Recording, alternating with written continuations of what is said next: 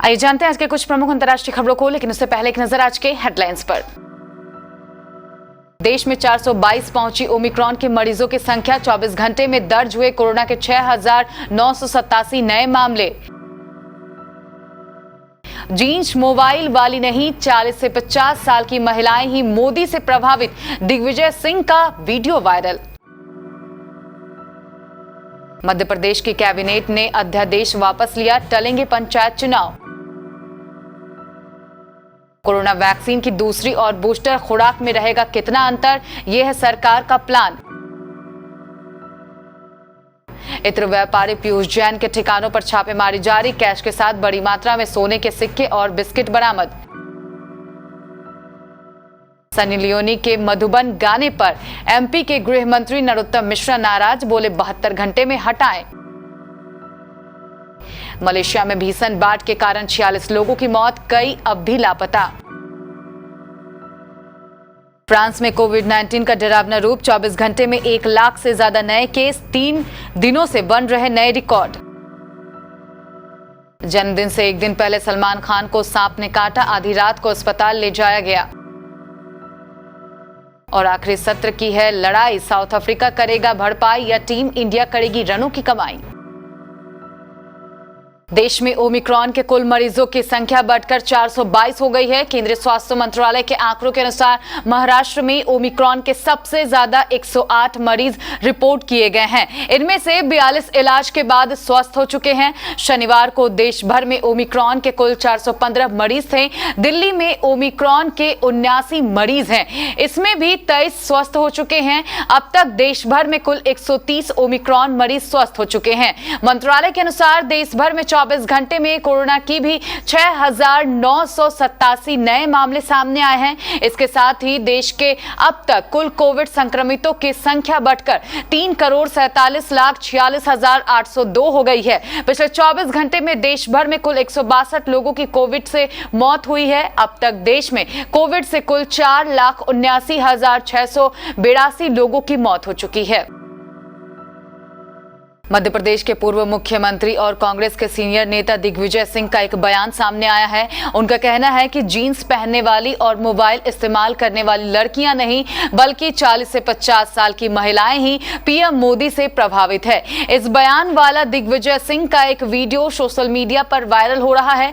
कहा जा रहा है कि भोपाल में जन जागरण शिविर को संबोधित करते हुए उन्होंने ये बातें कही थी। वीडियो में दिग्विजय सिंह बता रहे हैं कि किस उम्र की महिलाएं प्रधानमंत्री नरेंद्र मोदी से प्रभावित हैं और कौन से कपड़े पहनने वाली लड़कियां पीएम मोदी से प्रभावित नहीं हैं। मध्य प्रदेश में पंचायत चुनाव को लेकर नया मोड़ आ गया है। मध्य प्रदेश कैबिनेट की बैठक में पिछले महीने आए अध्यादेश को वापस लेने और पंचायत चुनाव निरस्त कराने को लेकर राज्यपाल को प्रस्ताव भेजा है। राज्यपाल राज्य निर्वाचन आयोग को चुनाव निरस्तीकरण के लिए निर्देश दे सकते हैं। हालांकि राज्य निर्वाचन आयोग के सूत्रों ने कहा है कि प्रक्रिया जारी रहेगी। सुप्रीम कोर्ट को वस्तुस्थिति से अवगत कराने के बाद ही अंतिम फैसला लिया जाएगा। मुख्यमंत्री शिवराज सिंह चौहान ने रविवार दोपहर राज्यपाल मंगू भाई पटेल से मुलाकात की। इसमें उन्होंने कैबिनेट बैठक में लिए गए निर्णय से अवगत कराया। प्रस्ताव को राज्यपाल की मंजूरी मिलते ही चुनाव आयोग पंचायत चुनाव स्थगित करने का ऐलान कर देगा।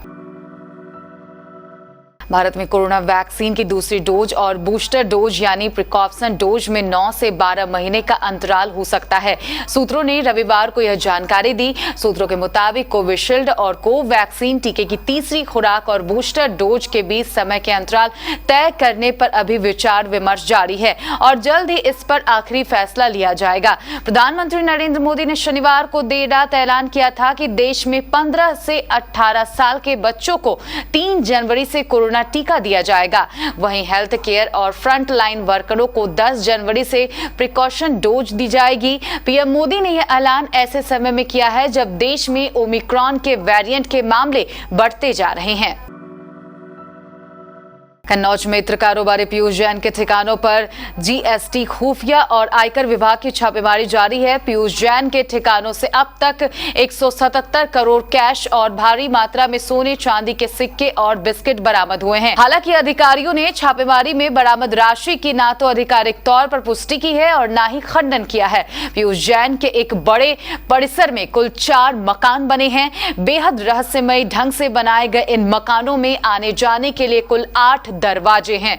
ये कोई भी मकान आपस में जुड़े नहीं हैं, इसलिए अधिकारियों को एक से दूसरे में जाने के लिए बाहर निकलना पड़ता है। यहां से अब तक करीब 4 भरे हुए बोरे बरामद हुए हैं, जिनमें नोटों के होने की चर्चा है।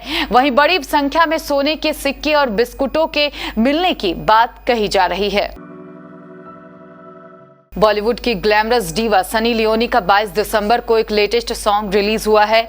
इसके बाद से ही गाने को लेकर हंगामा मचा हुआ है। अब मध्य प्रदेश के गृह मंत्री नरोत्तम मिश्रा ने भी गाने को लेकर अपनी आपत्ति जताई है। उन्होंने कहा कि अगर सनी लियोनी का मधुबन गाना अगले 3 दिन के अंदर यूट्यूब से नहीं हटाया गया तो उनके खिलाफ कानूनी कार्रवाई की जाएगी। नरोत्तम मिश्रा ने कहा कि कुछ विधर्मी हिंदू आस्थाओं को लगातार चोट पहुंचा रहे हैं।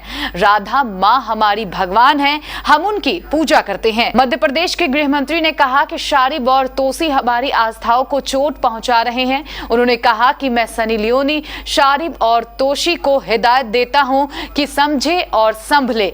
3 दिन में माफी नहीं मांगी या वीडियो नहीं हटाया तो हम कानूनी कार्रवाई करेंगे। मलेशिया में पिछले कई दशक में आए सबसे भीषण बाढ़ में अब तक 40 से अधिक लोगों की मौत हो चुकी है। मलेशिया में पिछले कुछ सालों की सबसे भीषण बाढ़ से शनिवार तक मरने वालों की संख्या बढ़कर 46 हो गई है। वहीं 5 लोग अभी तक लापता हैं। यह आपदा लगातार हुई मूसलाधार बारिश से नदियों के उफान पर पहुंच जाने से आई है। इस आपदा के चलते यहां हजारों लोगों को विस्थापित होना पड़ा है। साथ ही कई शहरों में पानी भर गया है और प्रमुख सड़कों के बह जाने से संपर्क कट गया है।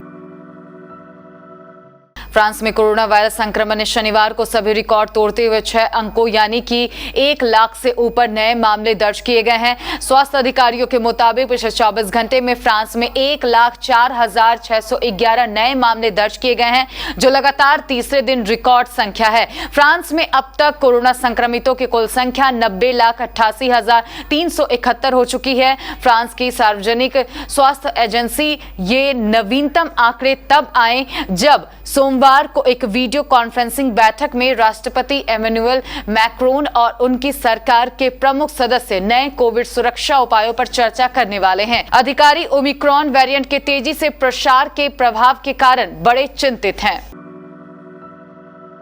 बॉलीवुड अभिनेता सलमान खान का सोमवार को जन्मदिन है। इससे ठीक एक दिन पहले उन्हें एक सांप ने काट लिया। इसके बाद उन्हें फौरन अस्पताल में भर्ती कराया गया। सलमान खान को रात करीब 3 बजे कामोठे के MGM अस्पताल ले जाया गया, जहां उनका फौरन इलाज शुरू हो गया।